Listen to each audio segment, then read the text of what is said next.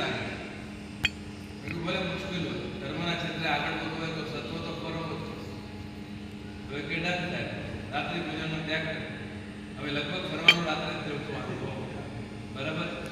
અને વાઇફ કહે ત્યારે ના નથી પડે. વાઇફ કે ફરવા જવાનું, ચલો. હવે હોટલમાં પહોંચે, ફર્યા પછી પાછું જમવાનું તો હોય આપણા બધા સ્ટેપ ફિક્સ જ.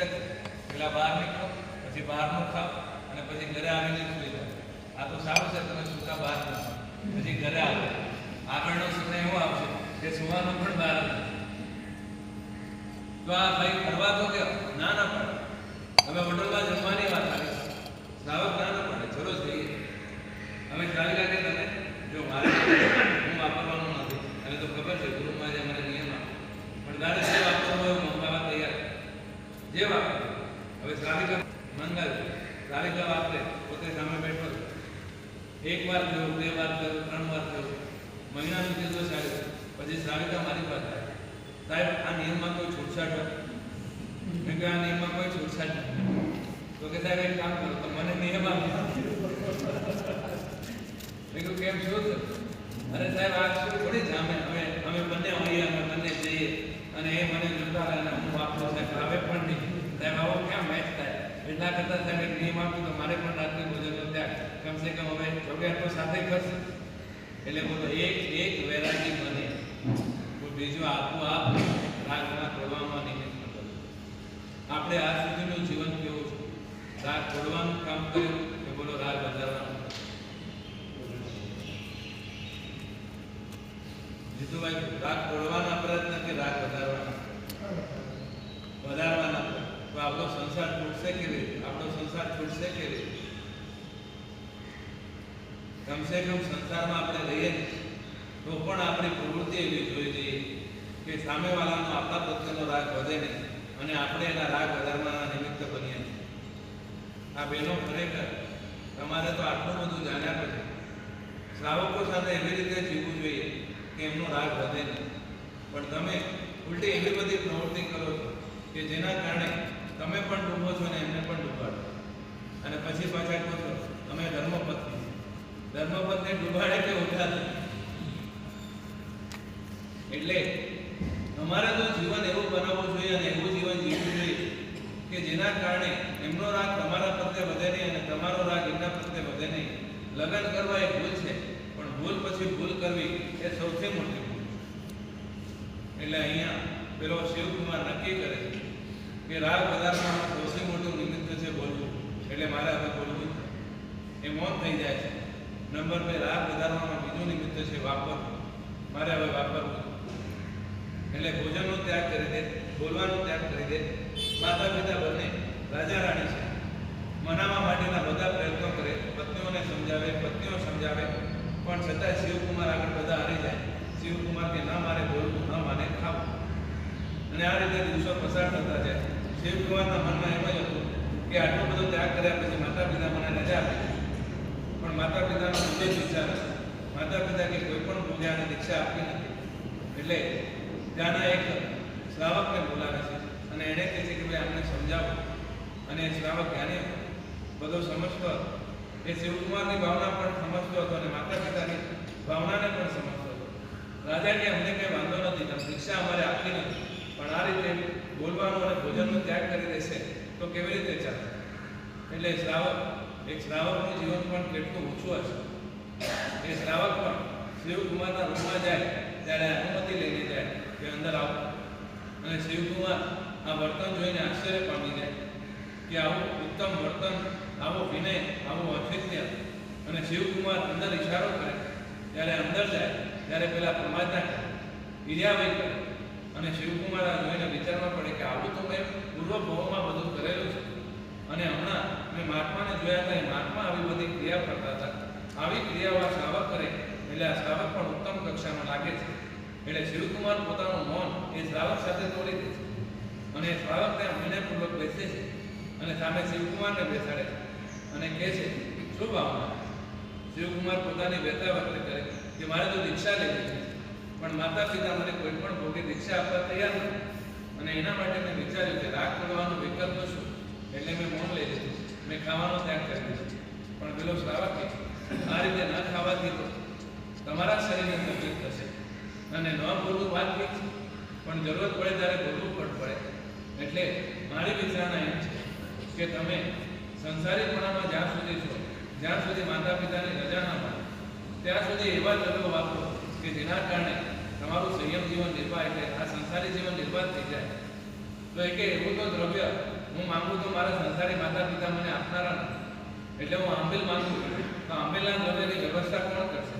મારા માતા પિતા તો આટલી સમૃદ્ધિ વચ્ચે બેઠા એ મને આવું લૂકું સૂકું વાપરવા દે છે. ત્યારે પેલો શ્રાવક જો એ બધી જવાબદારી મારી, પણ તારે વાપરવું તો પડશે. કેમ કે શ્રાવકની વિચારણા એમ કે માતા પિતા રજા આપવાના અને પાછા માતા પિતા રાજા તરીકે જો હું પણ સામે પડું તો મને દૂર ફેંકી દે અને આનાથી હાલ થાય એ પછીની વાત. એના કરતાં વચ્ચેનો રસ્તો કાઢવો સારો કે જ્યાં સુધી સંસારમાં રહે ત્યાં સુધી વધારેમાં વધારે વૈરાગીના પંથે વૈરાગીનું જીવન પસાર થાય એ કરે તો સારું. એટલે શિવકુમારને કે લુકા સુખાની ભોજનની વ્યવસ્થા થઈ જશે અને ન બોલવું એમાં કોઈને ભાઈ બાધા નથી, પણ આખો દિવસ તું તારી ધાર્મિક ક્રિયાઓ કરતો રહે અને આ રીતે તને લુકું સુખું ભોજન મળી જાય, પણ તું વાપરવાનું ચાલુ કર. એટલે શિવકુમાર સંમતિ આપે છે કે વાંધો નથી. અને એ શ્રાવક એને સમજાવે કે સંસારમાં રહેવું પડે તો એવી રીતે રહે કે તારું જીવન સાદું જીવનને તપી જાય. અને શિવકુમારને વાત બેસી જાય. શિવકુમાર કે ઠીક છે, પણ તમે મારા ભોજનની વ્યવસ્થા કરાવી દો, પણ તમે સાંભળી લો, હું છઠના પારણે છઠ કરીશ અને છઠના પારણે આવું. આ કોણ કહે છે? એક રાજકુમાર જેવો રાજકુમાર સંયમ જીવન માટે શું ભાવના લઈને બેઠો, કેવું ખાતું લઈને બેઠો, કેવા એના વિચારો છે કે સામે રોજ આમની થઈ શકે એવી વ્યવસ્થા છે, પણ છતાંય પેલો કે લોકો શું વાપરે છે મને મંજૂર છે, પણ છઠના પારણે છઠ હશે અને પારણે પાછું આંબલી હશે. અને આ રીતે 12 વર્ષ એના પસાર. બોલો આવું સત્વ આવી થયેલા બાપડામાં ફરે 12 વર્ષ સુધી ઘરે નહીં, કોઈની જોડે બોલવું નહીં. અને આટલી બધી સમૃદ્ધિ હોય, રાજા હતો એટલે બહાર કેટલા ભોગો હશે. એનું ટેબલ જ્યારે જોતા હતું હશે, ડાઇનિંગ ટેબલ વાપરવાનું ટેબલ, તો એના પર 56 પ્રકારની તો મને મીઠાઈઓ પડી હશે, ફરસાણો કેટલા હશે, દ્રવ્યો કેટલા ઉત્તમ હશે. અને છતાંય એ શિવકુમાર આ બધું જોતો હશે અને છતાંય પોતે એક નાનકડી રૂમમાં એને જ પોતાની પોષશાળા બનાવીને આખું રાજમહેલ છોડીને એક ખૂણામાં રહેવું અને ખૂણામાં રહીને પાછા છઠના પારણે છઠ કરવા અને પારણે પાછું આંબેલ કરવું અને આંબેલ કરીને પાછું કોઈની જોડે કોઈ વાતચીત નહીં, કોઈ ખોટી પ્રવૃત્તિ નહીં, આ જીવન જીવવું. બોલો આ ઉપાસનામાં નહીં ને હજી સંયમ જીવન પાળવું સહેલું છે, પણ તમારા ઘરે આવીને સંયમ જીવન પાળવું એ બહુ એટલે છે મારે. તો આ શિવકુમારની ભાવના વિચાર આખી બનવાની કેવી તલબ. હવે એને સંયમ જીવન મળ્યું કેમ તમને ખબર? સંયમ જીવન મળ્યું કેમ?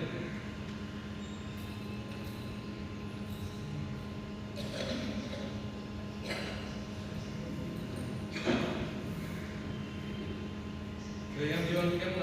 આટલી બધી ભાવનાઓ છે. કેમ કે પૂર્વ ભાવમાં સંયમ જીવન લીધું, પણ એ સંયમ જીવન લીધા પછી સતત પત્નીનું સ્મરણ કર્યું. એના કારણે મળેલો હતો એ પણ અમે મળવા માટે દૂર કર્યું. એ અંતરાય જે બાંધ્યા એના કારણે આ ભાવમાં પોતાની કલશ હોવા છતાં પણ, વસ્તુ સામે હોવા છતાં પણ એને લઈ નથી. એટલે કોઈ પણ ગ્રંથિ માટે આપણી સૌથી પહેલી પાત્રતા એ હોવી જોઈએ આખી બનવાની ભાવનાઓ.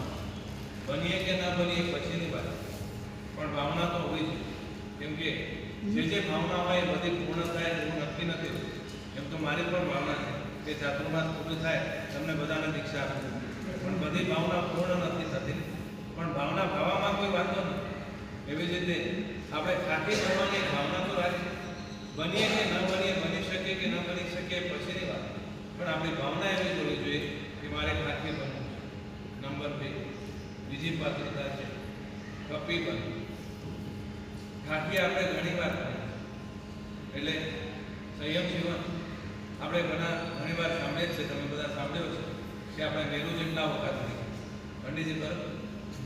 તો હવે એ પ્રશ્ન એમ થાય કે આટલા બધા હોગા આપણા થઈ ગયા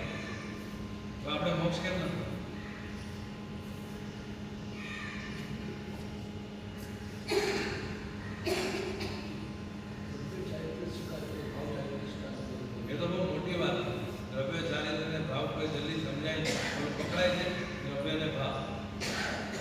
તો આપણે ભૂલ ક્યાં છે?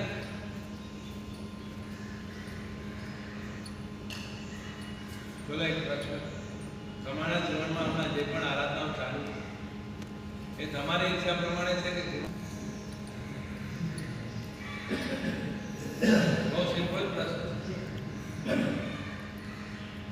એકદમ સહેલો, તમે જવાબ આપીશું. મારો પ્રશ્ન ખાલી એટલો છે, તમારા જીવનમાં હમણાં જે પણ નાની મોટી સાધનાઓ ચાલુ છે એ તમારી ઈચ્છા અને અનુકૂળતા પ્રમાણે છે કે ગુરુ ભગવાનની આજ્ઞા? નહીં, બંને નહીં. મારો પ્રશ્ન એકદમ સ્પષ્ટ.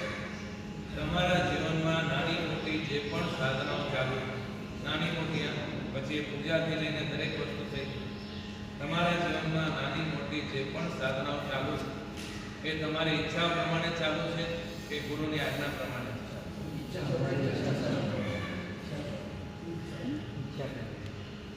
તો તમને કહું, આપણે અનંતા ભાવમાં જે ભૂલ કરી એ જ ભૂલ આ ભાવમાં પણ કરી. આપણે પ્રતિક્રમણ કરવા ગયા પ્રભુની આજ્ઞા પ્રમાણે, પણ આપણે પ્રતિક્રમણ કર્યું આપણી ઈચ્છા પ્રમાણે. એટલે નહીં બેઠું. શું બેઠું?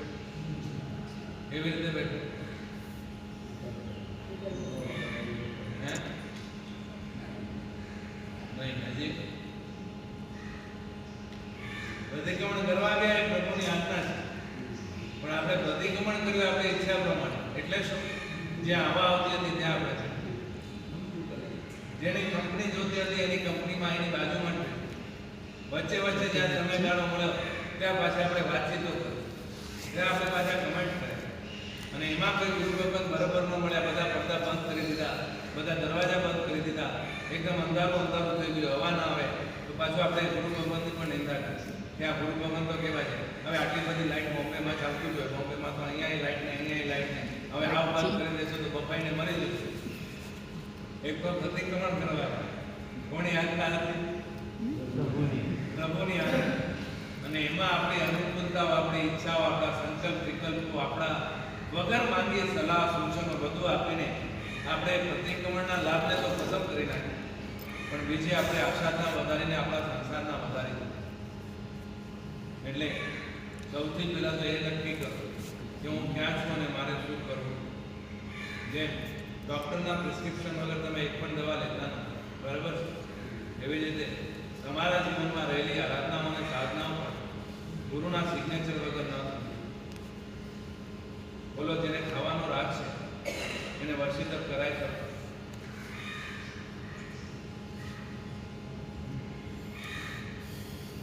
જીવિતભાઈ જલ્દી બોલો.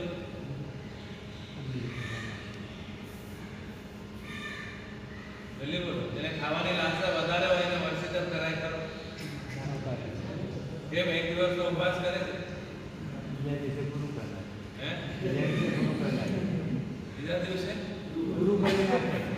નાખે એટલે શું? અચ્છા, તો એને શું કરવું જોઈએ? સાબિત કરવા. ઓહ,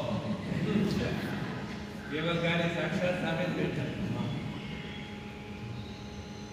ભલે આપણે એટલા બધા સરસ છે કે બીજાનું ટ્રીટમેન્ટ કરી શકીએ. હવે આપણા એવા ડોક્ટર છે કે બીજાનું ટ્રીટમેન્ટ સારામાં સારું કરી શકે, પણ જાતનું ટ્રીટમેન્ટ, બીજાનું ટ્રીટમેન્ટ આપણે ગમે ત્યારે તૈયાર જ નથી, પણ આપણું ટ્રીટમેન્ટ અને પરમાત્મા કહે છે કે જાતનું ટ્રીટમેન્ટ કરો, જગતનું, પણ એમાંય પાછું આજના પ્રભુની, અને ટ્રીટમેન્ટ આપણે બીજાનું કરીએ. એટલે ખાવાનો રાગ હોય એને ખરેખર વર્ષિત કરાય. એને તો શું કરવું જોઈએ? ઓછામાં ઓછા દ્રવ્યોમાં રોજ વિકાસના પણ કરે તો ચાલે. નોકારથી પણ કદાચ એની માન્ય હોય, પણ દ્રવ્યો એના ઓછા થઈ જવા જોઈએ, અને દ્રવ્યો એવા હોવા જોઈએ કે જેમાં રાગ કરે. એટલે પહેલા નંબરમાં આપણા જીવનમાં એ શરૂઆત કરો કે આપણે ખાખી બનીએ. નંબર 2 ખપી એટલે ખાખી અનંતાવાર બન્યા, પણ આપણે ભૂલ ક્યાં થઈ? આપણે ખપી ન ખપી એટલે પ્રભુની આજ્ઞા પ્રમાણેનું જીવન. ખપી એટલે ગુણોની કલશ. ખપી એટલે સામેવાલામાં માત્ર ગુણોના દર્શન. ખપી એટલે પોતાના દુઃખ પર આંસુ. ખપી જોઈએ એટલે પાપની પ્રવૃત્તિ પર ડંખ. આ બધું છે કપી. એટલે કે જે મારાથી નથી થતું એના માટે દર્દ અને ડંખ, અને જે કદાચ મારાથી ચડિયાતું કરે એના માટે અનુમોદનાના ભાવ, અને જે મારે ખરેખર ચડવું જોઈએ એના માટેની રોજ એક તલસ કે મારે ખરેખર આવું કરવું જોઈએ, મારે ખરેખર આવું કરવું જોઈએ, પણ એમ કરી નથી શકતો. એના માટેનો હૃદયમાં એક ડંખ અને દર્દ હોવો એ છે કપિલ. તમને વર્તમાનની એક ઘટના બનાવો. શાસ્ત્રની તો ઘટના છે.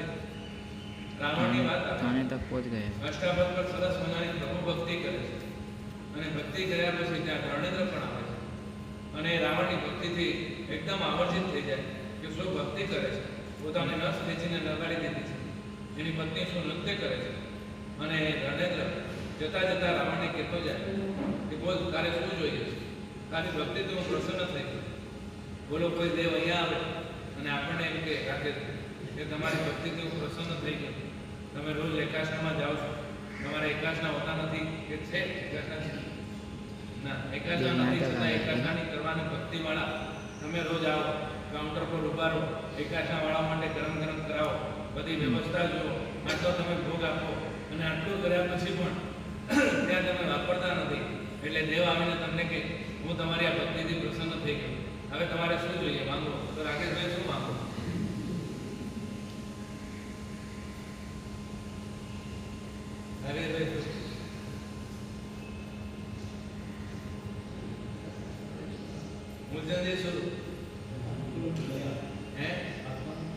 મને કહેવા માટે કે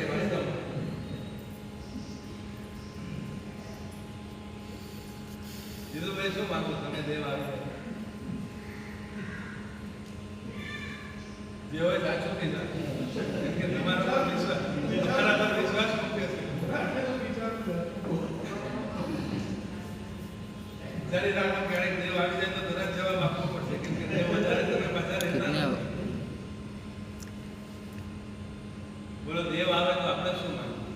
અહીંયા રાવણ પાસે દેવ સાક્ષાત છે, અને દેવ કહે છે કે મારા દર્શક પણ નિષ્ફળ થતા નથી, અને તારી ભક્તિથી હું એટલો બધો પ્રસન્ન થયો કે તને આપ્યા વગર મારાથી રહેવાય નહીં. કે બોલ, તારે શું જોઈએ? અને રાવણ કે જો હું માંગુ તો મારી ભક્તિ મેં વેચી દીધી એવું કહેવાય, અને જો તમે ના આપો તો તમારી ભક્તિ ન થઈ એવું કહેવાય. એટલે હવે બંને પક્ષે મારે માંગવું નથી અને તમારે આપ્યા વગર રહેવું નથી. તો હવે આપણે તો શું કરી શકીએ? પણ મારા પક્ષે હું ક્લિયર, મારે માંગવું છે, અને જે માંગવું એ તમે આપી શકતા હો તો આપી દો. તો દેવ કે બોલ, શું જોઈએ છે? કે મને મોક્ષ આપ્યો. એ કે એ તો મારા હાથમાં નથી. તો બસ, જે મારે જોઈએ એ તમે આપી શકતા નથી, તો બીજું મારે તમારી પાસે કંઈ જોતું નથી. આટલી કુમારી એ રાવણની, પણ છતાંય દેવ કે જેમ તે કીધું કે હું આપ્યા વગર રહી શકતો નથી, નહીં તો મારી ભક્તિ કલંકિત થાય, એટલે મારે તને આપવું તો છે જ. એટલે રાવણને અમુક શસ્ત્ર આપીને જાય, રૂપ પરાવર્તનની વિદ્યા આપીને જાય. પણ આ રાવણની કુમારી અને કપીપણું કેટલું કે દેવ સામે હોવા છતાં પણ એ કે મારે જોતું નથી. એ શાસ્ત્રોનો દાખલો છે. પણ વર્તમાનમાં એક નાના બાળકની દીક્ષા થઈ. પિતા હતા ને, માતા અને નાનો દીકરો હતો. માતાએ પહેલા તો દીકરાને પોતે મોકલ્યો હતો મહાત્મા પાસે કે સાહેબ આને તૈયાર કરો. પણ 2-3 વર્ષમાં દીકરો તૈયાર થઈ ગયો ત્યારે માતા કે મારે દીક્ષા નથી આપી, મારે તો એકનો એક છે. તો દીકરો પોતે પૂછવા લાગ્યો, મમ્મી તે તો મને મોકલ્યો હતો, અને એ વખતે તો મારી ઈચ્છા નથી, તારી જ ભાવના હતી કે હું દીક્ષા લઉં. હવે 3-3 વર્ષ મહાત્મા પાસે રહ્યા પછી મને એમ લાગે છે કે ખરેખર દીક્ષા લેવા જોઈએ છે. હવે હું તૈયાર છું તો તું જ પાછું મને ના પાડે? માં કે જો હું તો માં છું, પપ્પા તારા છે ને, હું એકલી થઈ જઈશ, તું જશે એટલે પછી હું શું કરીશ? તો દીકરાએ કીધું તું પણ આ માર્ગે આવી, અરે આવી પણ જવું તો તું અલગ અને હું અલગ, પછી આપણા સંબંધો પણ ક્યારે? એટલે આ માર્ગે મારે આવું નથી. તો દીકરો કે મને જવા દે, ના તને પણ મોકલાય એ મારી હવે ભાવના નથી. હવે 3-3 વર્ષનો સરસ મજાની સંયમ જીવનની ટ્રેનિંગ થયા ગયા પછી, મનોબળ નક્કી થઈ ગયા પછી ગુરુમાં જે બહુ સમજાવ્યા, દીકરો બહુ સમજાવે, માં માને નહીં, અને માં પાછી એકલી એટલે દીકરાને એમ કે મમ્મીની રજા પર દીક્ષા નથી, અને બહુ પ્રયત્ન કરે, મમ્મી છેલ્લે માની જાય કે ઠીક છે તારી ભાવમાં તો લઈ જાય, અને દીકરો દીક્ષા લે, વિહાર ચાલુ થાય. અને આ પહેલાં જ વિહારો ચાલતા હોય, એમાં માતા કોઈ જગ્યાએ જવાની હોય ગુરુમાનને ફોન કરે, સાહેબ ક્યાં છો? હું એ બાજુ જવાનું છું. તો વચ્ચે વિચાર છે કે આપણે નથી જાવ. એટલે ગુરુમાને એડ્રેસ આપ્યું કે અમે અહીંયા છે અને આવું હોય તો આવી શકાય. એટલે પેલા બેન દીકરાને જે ભાવતી વાનગીઓ હતી બધી તૈયાર કરી અને પહોંચી ગયા તીર્થમાં કોઈ તીર્થમાં હતા. સવારે પહોંચ્યા, ગુરુમાનને વંદન કર્યા, દીકરા માને છાતા વગેરે પૂછીને પછી વાત થઈ અને કીધું કે ગોત્રી કેટલા વાગે? તો કે ગુરુમાન 12 વાગે પહોંચી જાય. હવે કંઈ નહીં, હું આવું. અને બેન 11:30 વાગે પહોંચીને પછી ગુરુમાને કે સાહેબ લાભ આપો. ગુરુમાન કે અહીંયા ગોચરી છે અને અમારે એવું કંઈ ખપ નથી, એટલે અમે આ રીતે વર્તા સાહેબ તમારા માટે કંઈ બનાવ્યું નથી, મારે જવાનું હતું એટલે હું બનાવીને લાવી છું. આ તો તમારો ફિક્સ ડાયલોગ છે. અમારા માટે ક્યારે કંઈ ગોતું નથી, પણ આમ બધું અમારા માટે જ છે. અને બેને પણ આ રીતે ગુરુમાને કીધું કે તમારા માટે કંઈ નથી સાહેબ, મારે જવાનું જ હતું એટલે. અને ગુરુમાને ના પાડી દીધી કે તમારા માટે જ છે તો એમ પણ અમારે ખપ નથી, અને તમારા માટે છે તો તમારે પાસે પૂછશે એટલે અમારે જરૂર નથી. હવે બેન કે ના સાહેબ તમારે વરવું તો પડશે. હવે સાહેબ કે કેમ આવું છે? એના જો મારા દીકરા માટે જે વસ્તુ ભાવતી હતી ને એને બનાવીને લાવી અને એમને વરવું તો પડશે, જેમને બહુ ભાવશે. ગુરુમાં જ કીધો હવે તમારો દીકરો સંયમી બની ગયો છે, એ ભાવવું અને ના ભાવવું, ગમવું અને ના ગમવું હવે એના માટે બહુ દૂર છે. માં કે ના ના સાહેબ તમે સમજો નહીં, દીકરો તો મારો જ છે ને, હું મારા દીકરાને બરાબર ઓળખું છું. આ તમારા જોરદાર વચનો અને સર્ટિફિકેટ જોરદાર कल तो आए थे, मैंने फोटो देख लिया. हमने सौंपी દીધો, દીક્ષા આપી દીધી, બાજુ હાથ તો પોતાનો જ કરે. એટલે માતા કે સાહેબ તમે મારા દીકરાને તમે ઓળખતા નથી, તમને કઈ ખબર નથી. મેં એનો મોટો કર્યો તો મને એની બધી ખબર છે, શું ગમે શું ના ગમે, શું ભાવે શું ના ભાવે. એમને ભાવતી વસ્તુ લઈને આવું છું, તમારે માનવી પડશે. ગુરુમાં સમજાય નહીં હારી ગયા. એટલે ગુરુમાએ દીકરા માને કીધું કે ભાઈ તમે આવો અને આ કેસ સેટલ કરો. દીકરા માન કીધું ભાઈ જે વસ્તુ ભાવતી હતી ને એ બનાવીને લાવીશું. લા પાતેલા તારે વળવું પડશે. ઓર્ડર હવે કેમ બની ગયા છે તો હજી પેલાને એ રૂપમાં જોઈએ. આ મુક્તાનું એક જુદું જુદું અને બાળકોની એટલે એના દીકરામાં સમજાય ગમે જો ને હવે કઈ ખપ નથી. उसका टाइम અરે ખપ નથી તું બરાબર છે આપી દઉં. उसकी પણ મારે તને વરાવો છે ને આ તને ગમે છે વળવું પડશે. દીકરા મારે જે દોષ ऐसा लग रहा है મમ્મી उसके સમજે लिए. અને મને દીકરા મારે પણ માની દીધું સાહેબ ધીસ ઇઝ બોર્ડરલેન્ડ ક્રોસિંગ. હવે આ કેસ ભારતમાં નથી, તમે સાથે શું કરવું જાઓ. ગુરુમાં ગયા પાછા સમજાવે. હવે બેનનો છેલ્લો શસ્ત્ર તો એક જ હોય. શું હોય? છેલ્લો શસ્ત્ર શું હોય?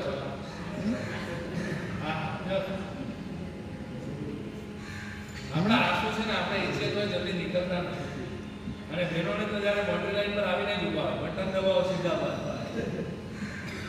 અને એ બેને રડવાનું ચાલુ જ કર્યું. અને ગુરુમાન ટેન્શનમાં આવી ગયા કે અહીંયા ઉપાસનામાં બેન રડે, આપણે અહીંયા હોઈએ, બધા ટેન્શનમાં આવે, ખરાબ લાગે, પરિસ્થિતિ શું છે કોઈને ખબર પડી હોય કે આ બાળકીની મમ્મી છે. એટલે ગુરુમાને બહુ સમજાયા બધાય નહીં. અને છે શું આમાં એક નાણાકીય વસ્તુ આખો સંસાર છોડી દીધો. આ બધા જ વાપરે ન વાપરે શું ફરક પડે? ના સાહેબ વાપરવો જ પડશે, વરવો જ પડશે, કરવું જ પડશે. હવે ગુરુમાને જોયું કે હવે કાંઈ વિકલ્પ નથી. બોલાયા બાળકને કે ભાઈ વરો, અને એક ચમચી પણ વરો, પણ તમારા કુટુંબ વરો અને તમારી રીતે વરી શકે. બાળકને પણ હોશિયાર હતા, કપી બની ગયા હતા. એટલે નાની પાતળી લઈ આવ્યા, એક ચમચી જેટલો મમ્મીએ નાખ્યો અને ત્યાં પાતળી ખેંચી લીધી. અને ગુરુમાએ હવે એને કીધું કે જો બસ લાભ મળી ગયો, હવે એક કામ કરજો, હવે અમે ગોત્રી જઈએ છીએ, પાછું હું આવીશ, પછી વાપરવા બેસું. તમે અડધા પોણા કલાકમાં ફરી પાછા એકવાર આવો. બેન કીધું કંઈ કામ નહીં, બસ એકવાર આવશો ને આવો પછી કામ. ને બેન કે અડધા પોણા કલાકમાં ગોત્રી આવી ગઈ અને બેન પણ આવી ગયા. અને ગુરુમાએ કીધું બસ અહીંયા ઉભા રહો, અહીંયાથી એક દૃશ્ય જોજો, તમને ખાલી બતાવું. બાલમુનિને અંદર વાપરવા બેસાડ્યા અને બાલમુનિ એ જ પદાર્થ જે મમ્મીએ વરાનો છે એ પદાર્થ વાપરતા હતા. અને વાપરતા એમના હાથમાંથી દુષ્કે હાથ નીકળતા. ગુરુમાએ પડતો ઊંચો કરી ખાલી દીકરા માનોએ મોઢું બતાવ્યું કે જો તમારા દીકરાને જોયું.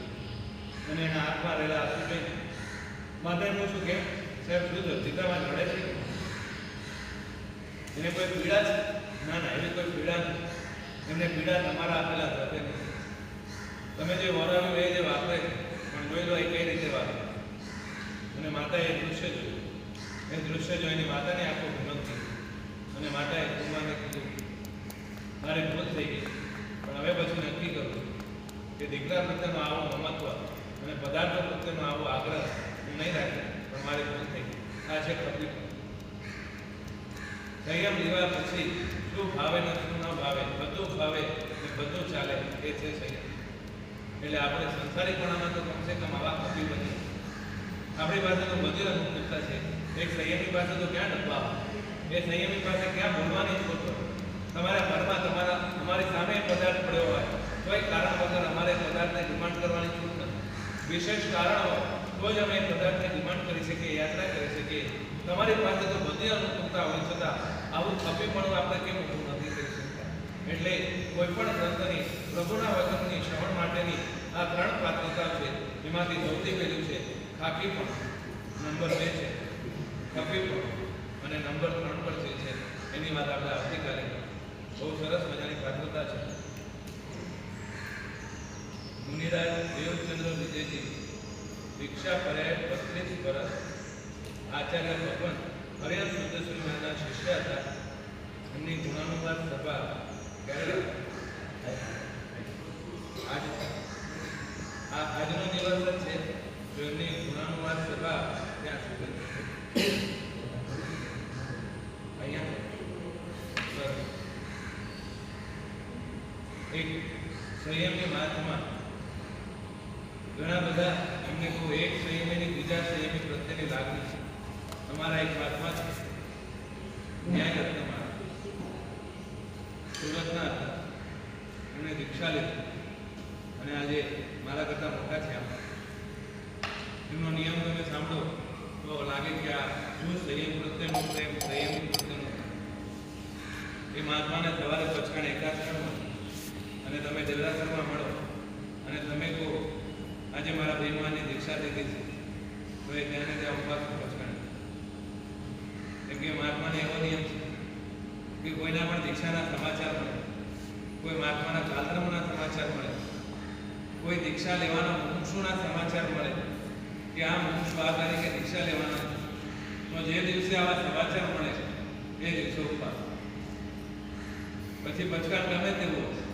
ઘણીવાર તો એવું બન્યું છે કે એને પોતાનો ઉપવાસ બીજા દિવસે પારણો આવે, પારણામાં પહેલા એટલે દેરાસરમાં જાય, દેરાસરમાં ચૈત્યવંદન વગેરે કરે, પચકાણ પણ લઈ લે, એકાદશાનું બહાર નીકળે, ભોજની માટે પણ જવા તૈયાર થઈ જાય, ભોજને નીકળે, પેલા ઘરમાં જાય અને પેલા ઘરમાં દીક્ષાનો ફોટો લાગ્યો હોય સંયમીનો અને એને પૂછે કે ક્યારે દીક્ષા થઈ, અને જોવાનું જો એક દિવસ હોય તો એ દિવસે ભોજની વાળા વગર સીધો ઉપવાસ. એટલે ઋષભદેવને તો જ્યારે જેને જોયા છે પણ અમને તો અમે સાક્ષાત નજરે નિહાળ્યા છે. તો એવા ઘણા બધા પુણ્ય મહાત્માઓ આપણી નજર સમક્ષ આપણા સંઘોમાં આવતા હોય પણ આપણા એના ગુણોને આપણે ઓળખતા ન હોઈએ, એનું જીવન આપણે ઓળખતા ન હોઈએ. એવી જ રીતે આ મહાત્મા છે, કદાચ આપણે એને જોયા નથી, મેં તો નથી જોયા, આ બધામાંથી કોઈને જોયા તો ખબર નહીં, પણ બધા મહાત્માઓની ગુણોની એક વિશેષતા હોય, એમની સાધના એક ઉચ્ચ કક્ષાની હોય. આ મહાત્માની વાત કરી છે. ભોજની માટે 1 થી 1.5 વાગે નીકળતા, એટલે વધેલું ઘટેલું લેવું. એટલે હમણાં જ આપણે વાત થઈ ખપી પણ તમે નીકળે તો સારામાં સારા તમે પણ તમે મોડાવી શકો, પણ પોતે આ રીતે જ જવું કે જેનાથી મારા નિમિત્તે બનેલું કંઈ વળે જ નહીં, અને જે એકદમ વેકવા લાયક હોય એ જ વસ્તુ એવી જ વસ્તુથી મારું યાપન થઈ જાય. અને એક જ પાત્ર એક જ એટલે કે એકાશા જ કાયમ, મોટા ભાગે એકાશના. પોતાના ગુરુભાઈઓ પર લાગણી, પાઠશાળા પર લાગણી. 93 વર્ષની ઉંમરમાં ડેવલપ થયા અને અંતિમ ચોમાસું અમારા ગામમાં એટલે કે તકતગઢમાં. અમે તકતગઢના છીએ અને એમનું ચોમાસું તકતગઢમાં થયું. પણ મારે આમ તકતગઢ જવાનું બહુ થયું નહીં, બોમ્બેમાં જ મોટો થયો અને બોમ્બેમાં જ મારું એજ્યુકેશન એ બધું થયું. પણ ખરેખર રાજસ્થાન એક સંયમી માટેનું અનુકૂળ ક્ષેત્ર કહેવાય તો એ રાજસ્થાન, કે જ્યાં તમને ઠંડી ભૂમિ નિર્દોષ મળી જાય, ભોજલી પાણી નિર્દોષ મળી જાય. પણ હવે તો બધા ગામડાઓ ખાલી થઈ ગયા. હવે અમે જે ડોસા ડોસી મળે અને ટિફિન પાછું ભોજનશાળાનું આપવું હોય, એટલે ભોજનશાળાનું વાપરવું પડે એવા સમય આવી ગયા છે, પણ છતાં એક પ્રદેશ એવો છે કે જે પ્રદેશમાં આજે પણ સંયમ જીવન જો વાસ્તવિક રીતે જીવવું હોય તો ત્યાં એ ક્ષેત્રમાં એવી બધી અનુકૂળતાઓ છે, પણ વર્તમાનમાં થોડા કપરા સંયોગોમાંથી એ ક્ષેત્રો પસાર થઈ રહ્યા છે. બધા આ કામો છોડીને અહીંયા આવી ગયા. તો આ મહાત્માઓની પણ આપણે આજે અનુમોદના કરી કે આજે એમની 16મી સરકારમાં તિથિ છે અને એવા પ્રથમ મહાત્મા, આવા કપી મહાત્મા, આવા કાકી મહાત્મા અને આ બાજુ આ બધું કર્યો છે કે જેના માટે કર્યું પ્રભુની આજ્ઞા પ્રમાણે. તો એવું પ્રભુની આજ્ઞા પ્રમાણેનું જીવન આપણું પણ બને. આપણે પણ પહેલા નંબરમાં ખાખી બનવાની ભાવના રાખી, બીજા નંબરમાં કપી બની અને ત્રીજી જે વાત છે એની વાત આવતીકાલે આપણે કરશું. કાલે સરસ મજાનું પ્રવચન ત્યાં થયું. પ્રભુને પધરાવા સાધના રૂમના બધા ચડાવવા પણ આપણે 2 ભગવાનના ચડાવવા આવી ગયા છે. 5ના ભગવાનનો નકશો 36,000 રૂપિયા આવી ગયો અને આજના ભગવાનનો 27,000 રૂપિયાનો નકશો આવી ગયો.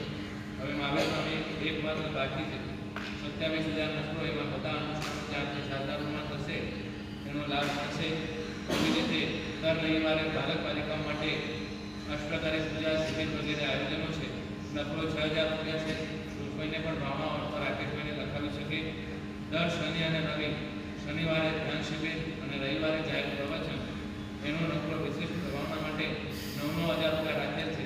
તો એમાં પણ કોઈને ભાવના હોય તો એ રાખેલ કોઈને વહેલામાં વહેલી